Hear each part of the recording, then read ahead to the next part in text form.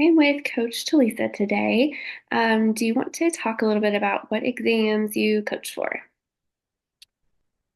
So I coach for the licensed master's social work exam along with the licensed clinical social work exam.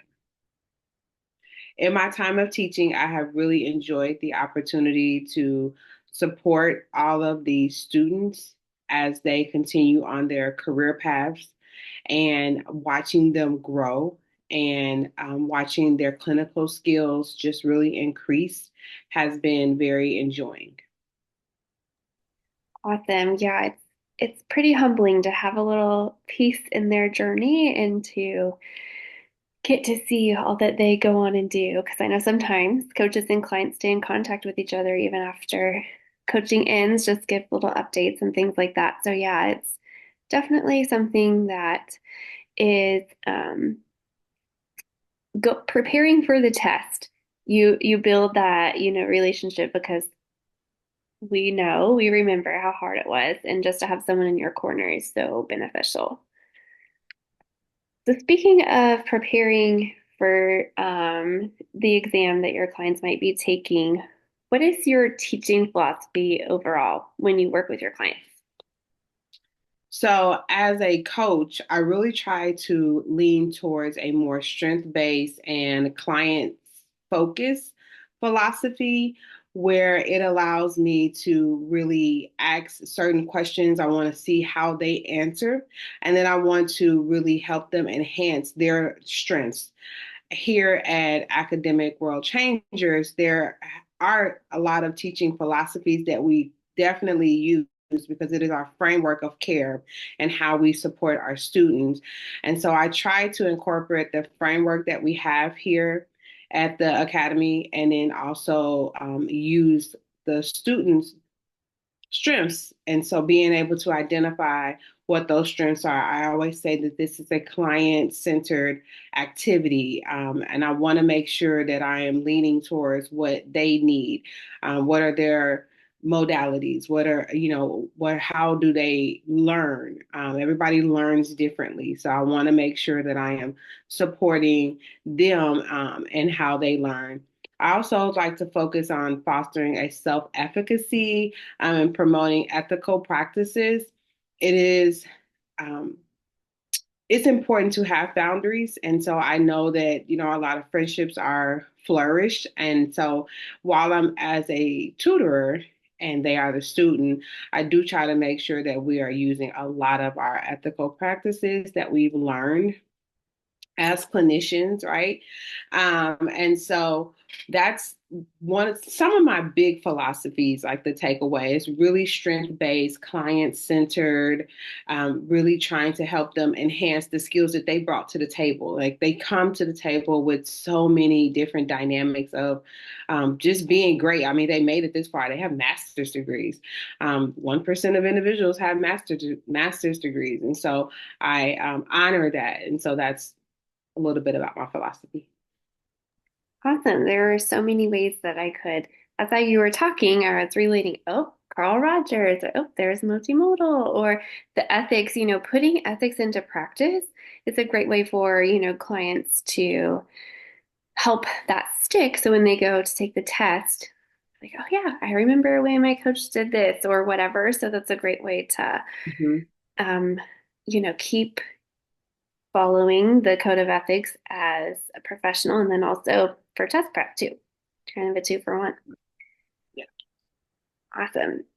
So we know that a lot of clients come to us and they've taken the test before, maybe once, maybe twice, maybe more than that. We know sometimes they come to us and they say, I have to pass this test or I'm going to lose my job. And so there's a lot of pressure. It can be easy to feel overwhelmed when you think about everything you have to know to pass the test. And sometimes that leads to discouragement. And so when you're working with clients, how do you motivate them and support them in those times where they might feel overwhelmed or discouraged or all that pressure just weighing down on them? So, a couple of skills that I like to use, and one of them is helping them to be mindful, and just learning how to stay in the moment, right? And so, a lot of them can get caught up. A lot of us can get caught up. I know I've taken the test, I took it multiple times. And so, kind of getting caught up in the negativity behind the failure part, right? Because failing, no one wants to fail. Failing is a form of rejection, right? And it doesn't feel good. And so, what can I do to help them identify the importance of continuing to be in this space? And sometimes they allow their situations, such as work and everything like that. Once you are allowing those spaces or those things to continue to once you allow those thoughts to cloud your memory, cloud your brain, they really start to determine how you um, think and how you focus and how you answer questions. So some of my biggest techniques are definitely being mindful, positive affirmations. I really try to focus on a little bit of Freud, not all the time, the Godfather, but I love the fact that he talks about ego strength, right? And so being able to help them identify what is that strength that they have, like how did they get here, how did they get through grad school, how did they get to this point today, and even if their job is on the line. I think when I hear people say their job is on the line, they just have to get it, they have to get it, so then they're just so focused on, I gotta pass, I have to pass, and this has to be right, and I need to know this question, I need to memorize this. I go back to ask them, what do you do for a living? Describe your work to me. So when they are describing their work to me, then I am able to translate that back to them in the forms of theories. And so then I say, well, that sounds like you do a lot of this behavioral model, right? You do a lot of rewards and consequences at your job. Sounds like you using Carl Rogers when you're talking to some of your students or when you're talking to your clients. And so just reminding them that this is stuff that you use every day. You forget that you're already using it because of the pressure to pass. But if you take a moment, step back and say, I have this, it's in me, I already own it. I'm just overwhelmed. And learning how to have those moments where you can regulate, right? What are some of the coping skills that we need to use? And lastly, one of the biggest things that I try to help my clients lean on is if they have a belief in a higher being. I always tell them, if you believe in a higher being, and you believe that God has designed everyone for a purpose, then you believe that there's a purpose for you to continue to be in this space. And if it is a purpose, then that means God has given you, um, He's put it inside of you. It's in your belly, it's in your gut. And so when you get in this room, this called discernment. God has given it to you. So you lean on it. You lean on God. You lean on His discernment. You lean on His wisdom. And when you read those questions, you do not second guess yourself because God put you in this place.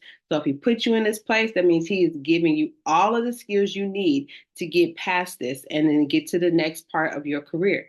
So answer it with godly wisdom.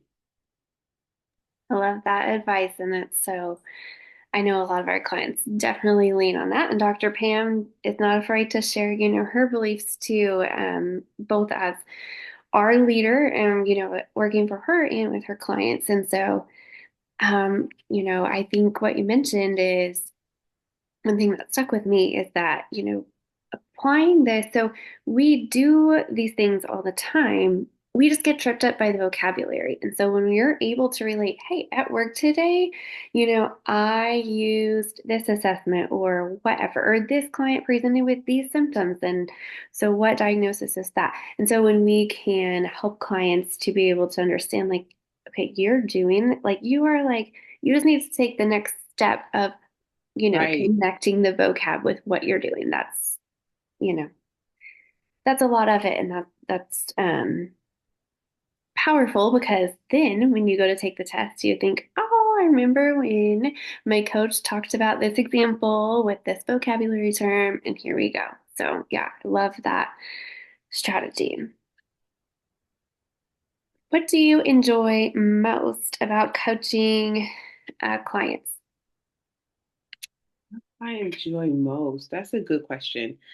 I enjoy the most seeing the light bulb go off for clients when they are able to understand terminology better, when they are able to, when they come to me and they say, I've been using terminology more and more at work, right? So I've just been really studying and listening to videos, and I find myself using the terminology at work. I'm using it in my personal life. People around me are like, can you stop talking to me about social work? And like, nope, everything I do, everything I see, everything I hear is social work.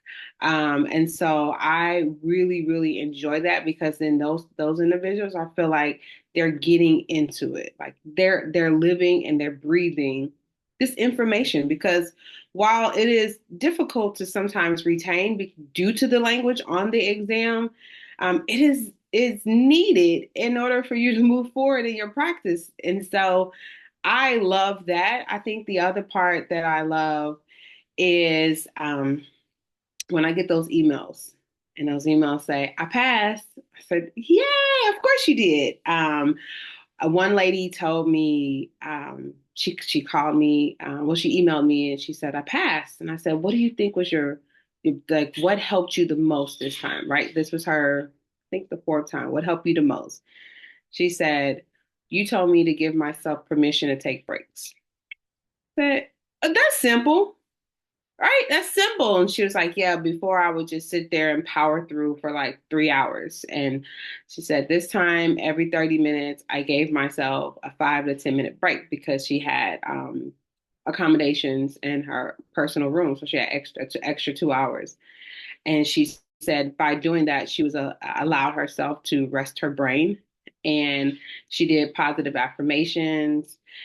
She did stretching. She would get up and stretch. She would go eat brain food, a banana, a protein shake, a protein bar or a banana, drink some water, and just be present. So I think that was the most enjoyable. I was like, that's so simple. That's it. Yeah, you bring up a good point too about accommodations, and a lot of our clients, like I mentioned, have taken the test more than once. And so, you know, a break or a private room or things like that can be helpful. And so I think sometimes we just need the validation that it's okay to, ask for what you need, to make a change. And a lot of times people come into it thinking, well, I don't have a diagnosis or I don't meet, X, Y, and Z when really getting accommodations does not require any of that. And so I think that's something else that, we really try to work with clients on and helping them have a game plan and going into it knowing, okay, this is what it's going to look like. This is what it's going to feel like. This is what I'm going to Mhm. do. Kind of like what you were talking about earlier, going in, not second guessing yourself. Like I'm going to go in. I know, when I see the answer choice and I use all my strategies I've been working on that, I'm good to go. That's right. Awesome. Absolutely. Awesome. Well, thank you so much. And if you're watching, don't forget that you can request Coach Talisa for your social work exams. She is more than excited to help you. And Talisa, anything else you want to add before we finish up? No, I'm just very grateful for the opportunity to continue to coach students through this difficult path and this difficult exam. And if you are requesting me, I cannot wait to sit and talk and laugh and go over these questions and use some of my skills. And you'll always remember my voice and my laughter because that's what I bring, right? My personality is something that is going to be embedded in your brain, unfortunately, but fortunately, right? Because the information will stick because the emotion that we have, that emotional connection, you'll remember it. So you may not remember everything I say, but you will remember how it made you feel. So thank you so much.